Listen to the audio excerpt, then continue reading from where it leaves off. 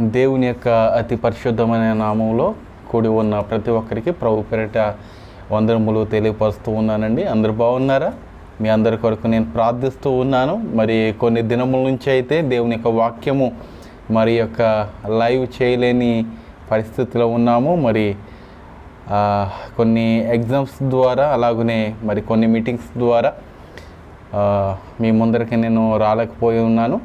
మరి చాలామంది ఫోన్ చేస్తున్నారు, అయ్యా మరి వాక్యములు పంపించటం లేదు, ఉదయాన్నే పంపిస్తారు, ఏమైంది ఉన్నదని మరి ఎంతగానో మరి నన్ను ప్రేమిస్తూ వారు మెసేజ్ పెడుతున్నారు. చాలా సంతోషము. మరి దేవుని చిత్తమైతే కంటిన్యూగా మరి మెసేజ్లు వస్తాయండి. మరి యొక్క మెసేజ్ల కొరకు మీరు ప్రార్థన చేయండి, యొక్క మినిస్ట్రీ కొరకు ప్రార్థన చేయండి. ఎన్నో మరి మరి ఆటంకములు ఎదురవుతూ ఉన్నాయి. మరి ఏ ఆటంకములు మరి ఎదురవ్వకూడదని ప్రభు పేరిట బలముగా నిలవాలని మీ యొక్క అనుదిన ప్రార్థనలో జ్ఞాపకం చేసుకోవాల్సిందిగా కోరుచూ ఉన్నాను. ప్రార్థించుకుందాం. అందరూ తలలు ఉంచినట్లయితే ప్రార్థన చేసుకుందాం. పరిశుద్ధుడా, ప్రేమల తండ్రి, మహోన్నతుడా, నీకు కృపను బట్టి మరొకసారి వందనములు. ఈ యొక్క దినమందు ప్రభువా, నీవు ఇచ్చిన మరి ఈ యొక్క వర్తమానాన్ని బట్టి నీకు వందనములు ప్రభువా. నీ యొక్క పరిశుద్ధాత్మ ద్వారా మరి యొక్క వర్తమానాన్ని మరి మాట్లాడుచున్నదిగా నేను కాదు, కానీ నీ యొక్క పరిశుద్ధాత్మతో మా అందరితోటి సూటిగా తేటగా మీరు మాట్లాడి మా యొక్క హృదయాలను శుద్ధి చేసి మాలో ఉన్న ప్రతి మలినాన్ని మీరు తొలగించి మీరే మహిమగత పొందుకుంటారని నీ చిత్తమైతే ప్రభువా, ఈ యొక్క వాక్యము ద్వారా ఒక ఆత్మనైనా రక్షించే బాధ్యత యోగ్యత నాకు అనుగ్రహిస్తారని యేసు నామములో వేడుకుంటున్నాము తండ్రి, ఆమేన్. ప్రత్యేకంగా అందరికీ వందనాలండి. మరి ఈ యొక్క సమయమందు వాక్యాంశము అక్రమము విస్తరించును అనే అంశం ద్వారా మీ అందరితోటి ఈ రోజున మాట్లాడాలని నేను ఆశపడుచున్నాను. ప్రియ దేవుని బిడ్డలారా, దీని కొరకై నేను మరి మత్తయి సువార్త 24వ అధ్యాయము 12వ వాక్య భాగాన్ని నేను ఎంచుకుని ఉన్నాను. అయితే ఇక్కడ ఈ యొక్క వాక్యం ఏం తెలియజేస్తున్నది? 24వ అధ్యాయము 12వ వాక్య భాగము, అక్రమం విస్తరించుట చేత అనేకుల ప్రేమ చల్లారునని ఈ యొక్క వాక్యము తెలియపరుస్తూ ఉన్నది. మరి ఈ యొక్క వాక్యము ఎప్పుడు మనకి విత్తబడి ఉన్నదంటే, ఈ వాక్యము ఎప్పుడు ఈ యొక్క గ్రంథంలో రాయబడి ఉన్నదంటే, కొన్ని వందల సంవత్సరముల క్రితము ఈ యొక్క వాక్యాన్ని రాయబడి ఉన్నదండి. దేవునికి స్తోత్రము కలిగింది గాక. మరి ఆ దినాల్లో మరి ప్రేమ చల్లారిపోలేదు. మరి ఇతరులను ప్రేమించి ఉన్నారు. అలాగనే ప్రేమించి దేవుని యొక్క ప్రేమని వారు రుచి చూసి ఉన్నారు. అయితే ఈ యొక్క నేటి దినాల్లో దేవుని యొక్క ప్రేమ చల్లారిపోచున్నది. ప్రియ దేవుని బిడ్డలారా, దేవుని యొక్క ప్రేమ నీలో నాలో లేకుండా మరి ఈ యొక్క లోకపరమైన ప్రేమ అనగా మరి ఆ మనుషుడు ఉన్నప్పుడే అతన్ని ప్రేమిస్తూ ఉంటారు. ఆ మనుషుడు ఆ యొక్క స్థలము నుంచి వెనుదిరిగిన వెంటనే ఆ మనుషుడి కొరకు ఎన్నో విషయాలు మరి చెప్తూ ఉంటారు. కనుక ప్రియ దేవుని బిడ్డలారా, మరి ప్రేమ చల్లారిపోచున్నది. ఈ యొక్క మరి యాత్ర లోకంలో మన యొక్క జీవితంలో ప్రేమ చల్లారిపోకూడదండి. దేవుని ప్రేమిస్తున్న మనము మన యొక్క ప్రేమ ఇతరులకు పంచిపెట్టే రీతిగా ఉండాలి. దేవునికి మహిమ కలుగును గాక. మనము ఎప్పుడైతే ఇతరులను మనం ప్రేమిస్తూ ఉంటామో అలాగనే దేవుని కూడా మనము ప్రేమించగలము. ఒక వాక్యం ఉంటుందండి, నీ దేహాన్ని నీవు ఎంతగా నీవు ప్రేమిస్తూ ఉన్నావో అలాగునే నీ యొక్క పొరుగు వారిని కూడా నీవు ప్రేమించాలి. ఈ రోజున పొరుగు వారితోటి మనకు మాటలు ఉండటం లేదు. పొరుగు వారి ఎందుకు, మన యొక్క కుటుంబంలో ఉన్న వారితోటే మనకి మంచి బాంధవ్యము లేకపోతూ ఉన్నది. ప్రియ దేవుని బిడ్డలారా, అందుకని ఈ వాక్యం అంటున్నది, అక్రమం విస్తరించుట చేత అనేకుల ప్రేమ చల్లారిపోవును అంటూ ఉన్నది. మరి ఒక సహోదరి ఒకసారి నాకు తెలియపరుస్తూ ఉన్నది, నేను గల్ఫ్లో ఎంతగానో సంపాదించి ఉన్నాను, ఎంతగానో నా బిడ్డ కొరకు నేను సంపాదించి ఉన్నాను. అయితే ఆ సంపాదన అంతా నా కుటుంబానికి నేను పంపించున్నాను, నా యొక్క తల్లిదండ్రులకు పంపించి ఉన్నాను, నా యొక్క మరి సహోదరులకు పంపించి ఉన్నాను దాయమని. కానీ ఆమె వచ్చినప్పటికీ తన యొక్క సంపాదన అంతా వారు పంచేసుకుని ఉన్నారండి. ఆ సహోదరి అడిగినప్పుడు వారు ఏమన్నారో తెలుసా? నాకెప్పుడు ఇచ్చి ఉన్నావు, నాకెప్పుడు పంపించి ఉన్నావు అని ఆ ధనము కొరకు అక్కడున్న వారి యొక్క రక్త సంబంధాలను కూడా మరి వదులుకునే పరిస్థితిలో ఉంటున్నది ఈ యొక్క సమాజము. కనుక ప్రియదేవుని బిడ్డలారా, ఇక్కడ వాక్యము తెలియజేస్తున్నది అక్రమం విస్తరించుట ప్రేమ చల్లారిపోతున్నది. ఈరోజు అక్రమంతో ఉన్నావా? అక్రమంతో నీవు ఉన్నట్లయితే ఆ యొక్క అక్రమం నుంచి విడుదల పొందుకున్నట్లయితే ఇతరులను నీవు ప్రేమిస్తావు. నువ్వు ఇతరులను ప్రేమించలేని స్థితిలో ఉన్నావంటే నీలో అక్రమం ఉన్నది. అక్రమం అనగా నాకు అది కావాలి, ఆశ పడొచ్చండి. అత్యాశ మాత్రం మనము పడకూడదు. ఈరోజు అత్యాశకి ఎక్కువైపోతూ ఉన్నాము. ఒక స్టోరీ ఈ యొక్క ఉదయకాలం ముందు నేను విని ఉన్నానండి. మరి ఒక వాహనము బియ్యం బస్తాలు వేసుకుని వెళ్తూ ఉన్నదంట. ఒక గుంటలో పడినప్పుడు ఒక బియ్యం బస్తా రోడ్డు మీద పడిపోయినప్పుడు అటుగా వెళ్తున్న కొన్ని చీమలు ఆ బస్తాల్లో ఉన్న కొంత ధాన్యాన్ని తిని ఉన్నాయి. గుప్పిడి ధాన్యాన్ని తిని ఉన్నాయి. అలాగనే మరి మరొక గేదెలు దూళ్ళు అవి వచ్చినప్పుడు ఒక 2-3 కేజీలు ఆ యొక్క మరి ధాన్యాన్ని తినివేసి ఉన్నాయి. అయితే ప్రియ బిడ్డలారా, ఒక మానవుడు వెళ్తూ ఉన్నప్పుడు ఆ మానవుడు ఏం చేస్తూ ఉన్నాడు? ఆ మూట అంతా భుజాల మీద వేసుకుని ఇంటికి వెళ్ళిపోయాడంట. అయితే ప్రియ బిడ్డలారా, మనము ఈ యొక్క కథలో మనము నేర్చుకోవాల్సినది ఏంటంటే, చీమలో కొద్దిగా తినేసి వాటికి కావలసినవి ఎంతగా తినాలో అంతగా తినేసి వెళ్ళిపోయి ఉన్నాయి. అలాగనే మరి ఆ యొక్క గేదెలు దూడలు కూడా అలాగే తినివేసి వెళ్ళిపోయినాయి. మానవుడు మాత్రము ఏం చేస్తున్నాడు? ఇక్కడ ఒక పూటకు సరిపడే ధాన్యాన్ని పట్టుకు వెళ్ళి ఉన్నాడా? లేదు. ఆ తర్వాత మరి రోజులకు కూడా సరిపడే ధాన్యము కావాలని ఆయన భుజాల మీద వేసుకుని వెళ్ళిపోయినాడు. ఈ రోజున మన యొక్క జీవితంలో మనకున్న ఆశ కూడా అలాగే ఉన్నది. ఈ రోజున మరి సరిపోతుంది, నా యొక్క జీవితంలో ఇంత ఉన్నదిలే, సరిపోతుందిలే అని మనం అనుకోవటం లేదు.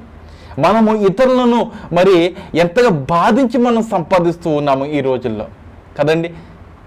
అదే ప్రేమ చల్లారిపోతున్నది. ప్రియదేవుని బిడ్డలారా, ఇతరులు బాధపడినా పర్లేదు, నేను సంపాదించుకుంటే సరిపోతుంది అనుకుంటూ ఉన్నాం. ఏమండి, ఇతరుల మీద మనం దోచుకుంటూ ఉన్నాం. ప్రియదేవుని బిడ్డలారా, దోచుకునే వారిగా దేవుడు నిన్ను పెట్టలేదు ఈ యొక్క భూమి మీద. అక్రమము చేసేవారిగా దేవుడు నిన్ను పెట్టలేదు. ప్రియదేవుని బిడ్డలారా, మనము ఇతరులను ప్రేమించాలి, ఇతరులకు మనము సహాయము చేయాలి. అలాగున మనం చేసినట్లయితే దేవుని యొక్క ప్రేమను రుచి చూసిన వారిగా ఉంటాము. అలాగునే దేవుని యొక్క ప్రేమను ఇతరులకు పంచిపెట్టిన వారిగా మనం ఉండగలము. ఈ రోజున అలాగున మనకి జీవితాలు ఉండట్లేదు. ఎందుకంటే ఈ లోక ఆశతోటి ఉండిపోతున్నాం. ప్రియదేవుని బిడ్డలారా, ఆశ, అత్యాశ పడొద్దు. ప్రియదేవుని బిడ్డలారా, ఈ రోజున వాక్యం వింటున్న సహోదరుడా, నీవు ఒకవేళ అత్యాశ పడుతున్నావా? నీకున్న దానికంటే నాకు ఇంకా ఎక్కువ ఆస్తి కావాలి, నాకు ఇంకా ఎక్కువగా ఉండాలి అని నీవు ఆశపడుచు ఉన్నావా? దేవుడు నిన్ను పెట్టి ఉన్నాడు, ఈ భూమి మీద నిన్ను పుట్టించి ఉన్నాడు. ప్రియ దేవుని బిడ్డలారా, అతనికి తెలీదా నీకు ఎంత కావాలో? అతనికి తెలీదా నీకు ఎంత కావాలో? ఏ సమయానికి నీకు ఏమి ఇవ్వాలో ఆయనకి తెలీదా? ఆరోగ్యం కావాలంటే ఆయన ఇస్తాడు. ఆయన దగ్గర విజ్ఞాపన చేయాలి, ఆయన దగ్గర మొరపెట్టాలి. అయ్యా నాకు ఇది కావాలయ్యా అని అడిగిన వెంటనే తక్షణమే నీకు దేవుడిస్తాడు. ఒకవేళ నీవు విశ్వాసంగా ఉన్నట్లయితే. విశ్వాసముగా ఉండలేని వాడు ఏం చేస్తాడంటే అక్రమము చేస్తూ ఉంటాడు. ఈరోజు నీవు అక్రమం చేస్తున్నావా? జ్ఞాపకం చేసుకో సహోదరుడా. అక్రమం ద్వారా నీవు సంతోషపడుతున్నావేమో. నిన్ను బట్టి ఎంతమంది బాధపడుతున్నారో ఒకసారి నీవు జ్ఞాపకం చేసుకో. అయితే ప్రియ దేవుని బిడ్డలారా, ఇక్కడ రోమ సువార్తలో కూడా ఒకసారి మనం చూస్తున్నట్లయితే 13వ అధ్యాయము 10వ వాక్య భాగము, ప్రేమ పొరుగు వానికి కీడు చేయదు గనుక ప్రేమ కలిగి ఉండుట ధర్మశాస్త్రమును నెరవేర్చుటే. దేవునికి స్తోత్రము కలిగిన గాక. ఈ రోజుల్లో చాలామంది ధర్మశాస్త్రం కొట్టివేయబడి ఉన్నది, ధర్మశాస్త్రము లేదు అని మూర్ఖముగా వాదిస్తూ ఉన్న వారికి నేను ఈ యొక్క వాక్యము తెలియజేస్తూ ఉన్నాను. ఒకవేళ ప్రేమ ఉంటేనే ఆ ధర్మశాస్త్రాన్ని నీవు అనుసరిస్తున్నట్లు. ఏమండి, ఆ యొక్క యేసుక్రీస్తుని సిలువ వేశారు చూడండి యోధులు, ఆ పరిసయ్యులు, సదుకాయులు. మరి అక్కడ ఉండి యేసు మీద అబద్ధపు సాక్ష్యము పలుకుట ఎంత దౌర్భాగ్యమైన స్థితి అండి. ఈ రోజున ప్రియ దేవుని బిడ్డలారా, ఇక్కడ ప్రేమ పొరుగువానికి కీడు చేయదు. పొరుగువానితో మాటలు లేవు. ఏమండి, ఈ రోజున ప్రియ దేవుని బిడ్డలారా, అతను కూడా మీటింగ్ ఒక సహోదరులతోటి నేను చెప్తున్న మాట ఏంటంటే, అమ్మా మీ పొరుగు వారిని కూడా ఈ యొక్క కూటానికి తీసుకురండి, ఈ యొక్క సభకు తీసుకురండి అని బోధించినప్పుడు, అయ్యా మేము వారితోటి మాట్లాడము, నువ్వు వారితో మాట్లాడకపోతే దేవుడు కూడా నీతో మాట్లాడు. ఈరోజు దేవుడు మాట్లాడుచున్నాడు నీతోటి. ఒకవేళ నీవు నీ పొరుగు వానితోటి నీవు మాట్లాడకపోతే అతను ఏ తప్పిదము చేసినా కూడా, ఎంతట పాప కార్యము చేసినా కూడా అతనితో నీవు మాట్లాడు. నువ్వు మాట్లాడితేనే కదా, దేవుని యొక్క ప్రేమ చూపిస్తేనే కదా అతను మారేది. దేవుని యొక్క వాక్యం ద్వారా వారిని మార్చు, ప్రార్థన ద్వారా వారిని మార్చు. నా కొరకు ఆమె ప్రార్థన చేస్తున్నది, నా కొరకు అతను ప్రార్థన చేస్తూ ఉన్నాడు. నేను ఎంత చేదరించుకున్నా కూడా అతను నా దగ్గరకు వచ్చి నాతో మాట్లాడుచూ ఉన్నాడు. ఆ దేవుడు గొప్పవాడు అని వారు గ్రహిస్తారు. ప్రియదేని బిడ్డ, ఈ రోజున చాలామంది మన యొక్క ప్రవర్తన ద్వారా ఇతరులను దేవునికి దూరం చేస్తూ ఉన్నాం. అవునంటారా కాదంటారు? ఇతరులను మనం ఏం చేస్తున్నామో దేవునికి దూరం చేస్తూ ఉన్నాము. సహోదరుడా, నేనేం చేయట్లేదు అనుకుంటున్నావేమో, కానీ నీ జీవితం ద్వారా, నీ యొక్క అలవాట్ల ద్వారా, నీ యొక్క ప్రవర్తన ద్వారా ఒక క్రైస్తవుడుగా నీ పేరు పొందుకుంటున్నావు, కానీ క్రైస్తవ జీవితము నీవు పొందుకోవటం లేదు. క్రైస్తవుడిగా నీవు జీవించటం లేదు. క్రైస్తవుడిగా జీవించినట్లయితే ఇతరులను నీవు ప్రేమిస్తావు, పొరుగు వారిని ప్రేమిస్తావు. ఏమండి, కనుక దేవుని యొక్క మందిరానికి వచ్చి కూడా మరి పరిశుద్ధముగా నీ నోరు లేకపోతే, పరిశుద్ధముగా నీ యొక్క హృదయం లేకపోతే ఇతరులను నీవు ఎలా ప్రేమిస్తావు? దేవుని యొక్క మందిరానికి వచ్చినప్పుడు దేవుని యొక్క వాక్యము చెప్తూ ఉంటుంది, ఇతరులను ప్రేమించండి, ఇతరులను ప్రేమించండి. ఆ యొక్క నాలుగు గోడల మధ్యనే ఆ వాక్యం ఉంటున్నది, కానీ ఆ యొక్క వాక్యము ఆ గుమ్మము దాటి వెళ్ళటం లేదండి. ఎలా వెళ్తుంది? మైకుల ద్వారా కాదండి, మనుషుడి ద్వారా వెళ్ళాలి. దేవుని స్తోత్రం కలిగింది కాక హృదయము ద్వారా వెళ్ళాలి. ఆ హృదయంలో ఏమండి, ఎవరైతే శత్రువు ఉన్నాడో ఆ శత్రువుతోటి నీవు మాట్లాడి ప్రేమగా నువ్వు మాట్లాడాలి. అప్పుడే కదా ఇతరులు కూడా నిన్ను చూసి మారేది. ఇతను దేవుని యొక్క మందిరానికి వెళ్తాడు కానీ ఇతను నన్ను ప్రేమించటం, ఇతను దేవుని యొక్క మందిరానికి వెళ్తాడు కానీ పొరుగు వారిని బూతులతోటి మాట్లాడుతూ ఉంటాడు. ఈ రోజున చాలా సంఘాల్లో ప్రియ దేవుని బిడ్డలారా, ఒక మాట చెప్తూ ఉన్నాను, సంఘంలోనైనా ఉండండి, లేదంటే లోకంలోనైనా ఉండండి.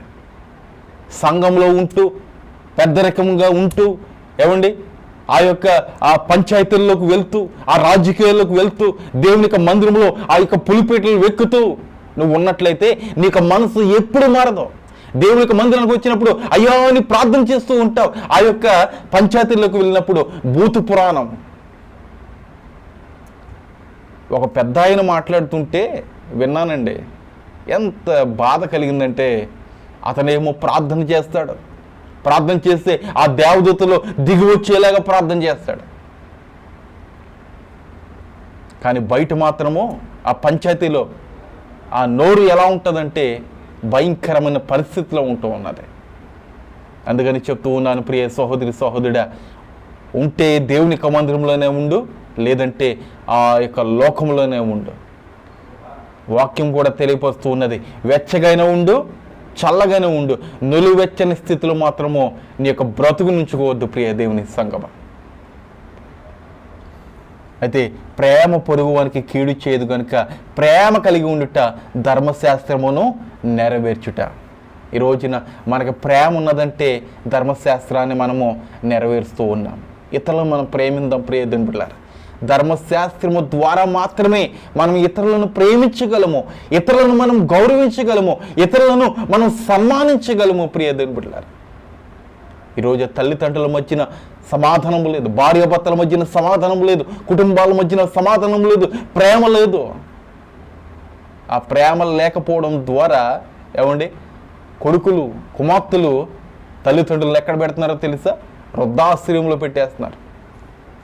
వృద్ధాశ్రయాన్ని దేవుడు ఏమైనా ఏర్పాటు చేశాడా? దేవుడు ఏర్పాటు చేయలేదు, మానవుడు ఏర్పాటు చేశాడు. దేని కొరకు ఏర్పాటు చేశాడు?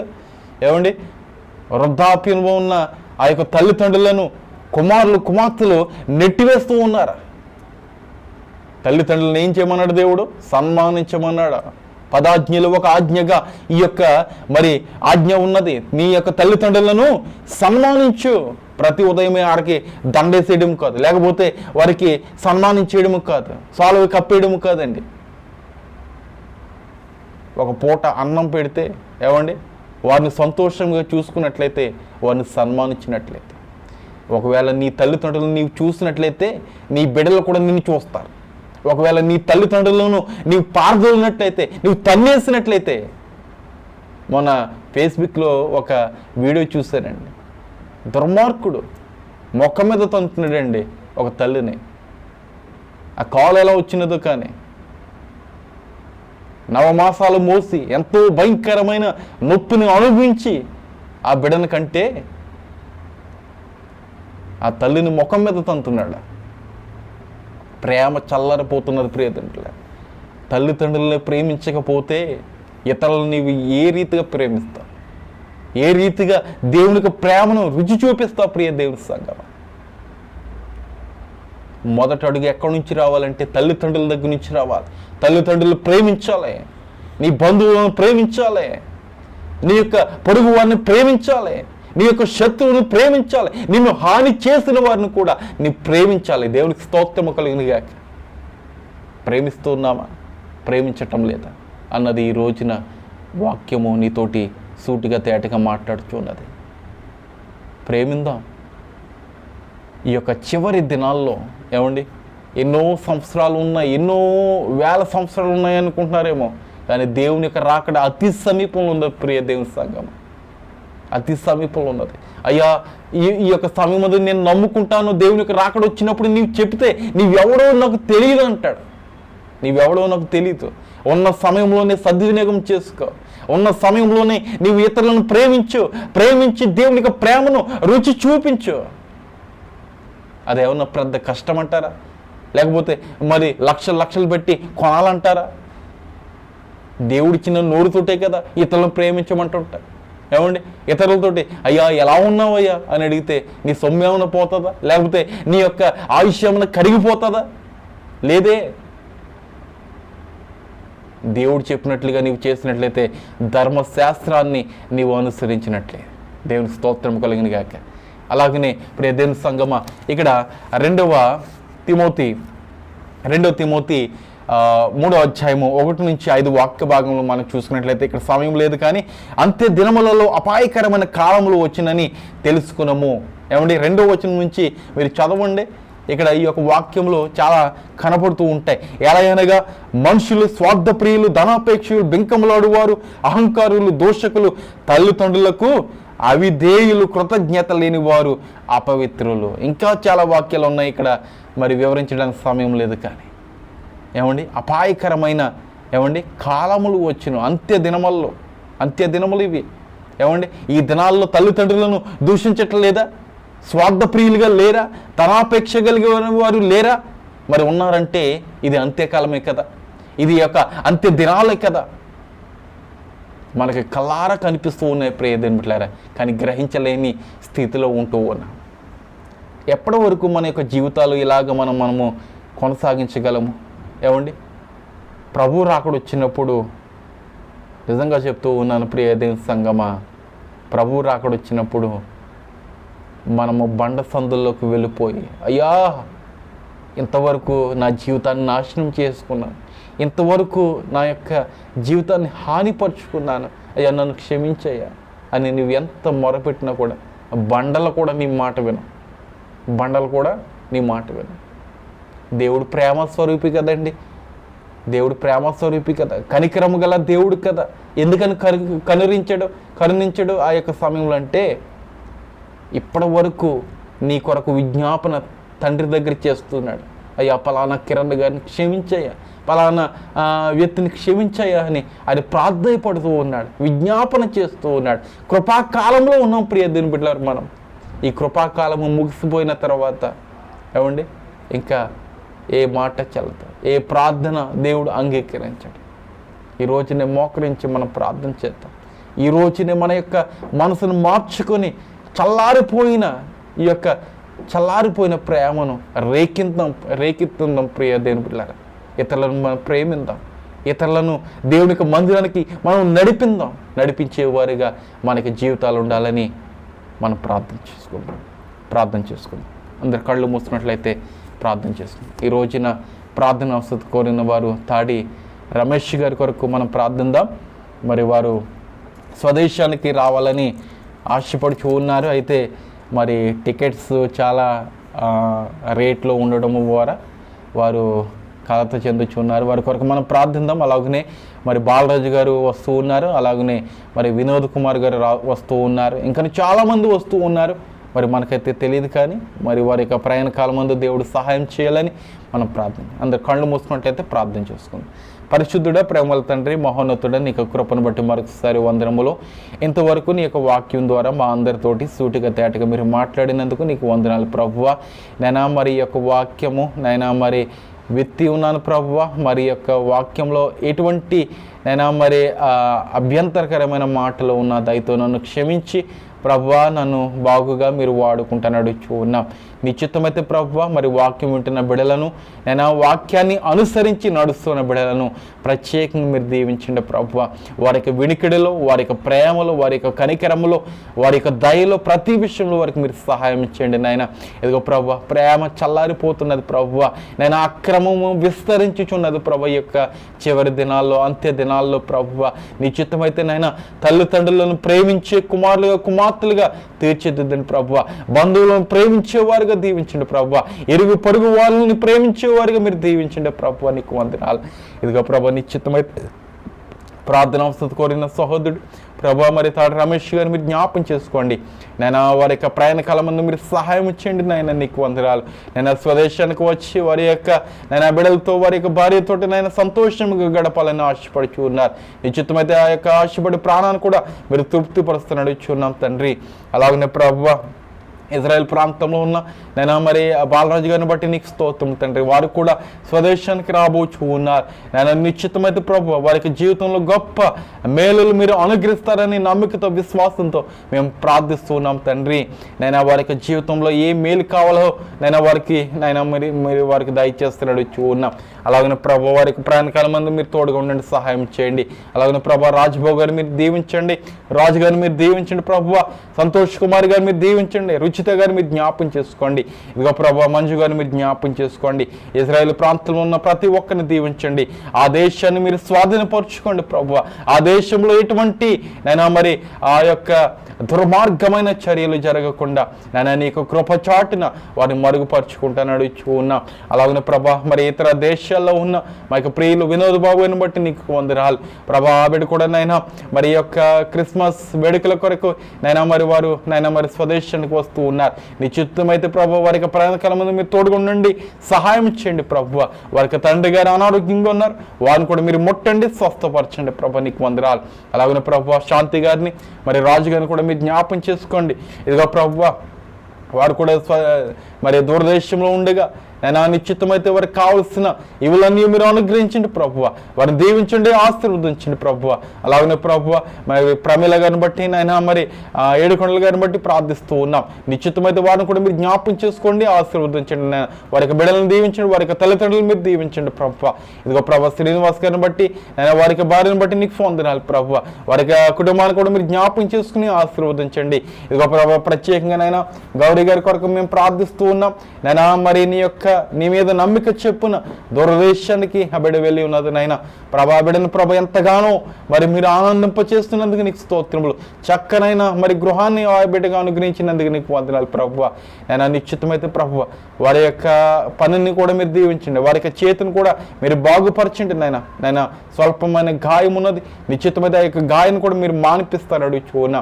అలాగే ప్రభ నీ మీద నమ్మిక చెప్పున సహోదరుడు నైనా మరి అనిల్ గారిని బట్టి నీకు స్తోత్రము. దూరదేశానికి వెళ్ళి ఉన్నారు నైనా, ప్రతి విషయం వరకు మీరు సహాయం చేస్తున్నారు. ఇంకా నువ్వు సహాయం చేసి నీ కృపచాటును వారు మరుగుపరచుకోండి. అలాగే స్వర్ణ గారిని బట్టి నీకు వందనాలు ప్రభా. ఆవిడ కూడా ప్రభా మరి దూరదేశానికి వెళ్ళి ఉన్నది, మంచి ఆరోగ్యం ఇచ్చి మీరు నడిపించండి ప్రభా. ఎటువంటి అనారోగ్యములు ఆవిడకి మీరు రాకుండా ప్రభా నీకు కృపచాటును మరుగుపరచండి. అలాగే ప్రభా నైనా సుభాష్ని గారిని బట్టి నీకు వందనాలు. ఇదిగో ప్రభా మరి ఆవిడ కూడా దూరదేశంలో ఉండు, ఆవిడకి మీరు సహాయం ఇచ్చేయండి నైనా. అలాగే ప్రభా వారికి కుమార్తె కొరకు మేము ప్రార్థిస్తూ ఉన్నాం నైనా. నిశ్చితమైతే ప్రభా చక్కటి గర్భఫలం ఇచ్చి వారిని మహిపరచండి ప్రభా. ఇదిగో నైనా అలాగే ప్రభా పుష్పలత గారిని బట్టి నైనా కుమారి గారిని బట్టి నీకు వందనాలు. వారిని కూడా మీరు జ్ఞాపకం చేసుకుని ఆశీర్వదించండి ప్రభా. ఇదిగో ప్రభా మరి సావిత్రమ్మ గారు నైనా మరి నిన్నటి దినము నుంచి ఎంతగానో ప్రభా అనారోగ్యానికి గురై ఉన్నారు దూరదేశంలో. నిశ్చితమైతే ప్రభా దేశం కానీ దేశంలో వారు ఉండగా నైనా వారికి మీరు సహాయం చేయండి నైనా సహాయం చేయగల గొప్ప దేవుడు నీవు తప్ప ఈ లోకంలో ఏ దేవుడు లేడు ప్రభా. బిడ్డకి మీరు సహాయం చేయండి నైనా. ఆవిడకున్న ఆవేశాన్ని తగ్గించండి ప్రభా. ఆవిడకున్న ప్రభా అనారోగ్యాన్ని వేస్తున్న వాళ్ళు లాయపరచబడిన గాక నీకు వందనాలు. ఇదిగో ప్రభా అలాగనే ప్రభా వారి యొక్క సహోదరుని కూడా మీరు జ్ఞాపకం చేసుకోండి. అలాగనే ప్రభా జోసెఫ్ గారిని కూడా మీరు జ్ఞాపకం చేసుకోండి ప్రభా.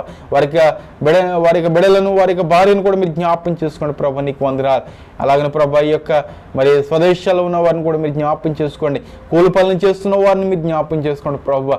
ఉద్యోగాలు చేస్తున్న వారిని మీరు జ్ఞాపకం చేసుకోండి ప్రభా. ఇదిగోనైనా మరి ఆయా ప్రయాణాల్లో ఉన్న ప్రతి ఒక్కరిని మీరు దీవించి ఆశీర్వదించి మీరే మహిమగంత పొందుకుంటారని నిశ్చితమైతే నీ యొక్క రాకడ వరకు నైనా మరి మా యొక్క విశ్వాసాన్ని పరిపూర్ణం చేసుకునే బాధ్యత యోగ్యత మాకు అనుగ్రహిస్తారని యేసు నామములో వేడుకుంటున్నాము తండ్రి, ఆమేన్.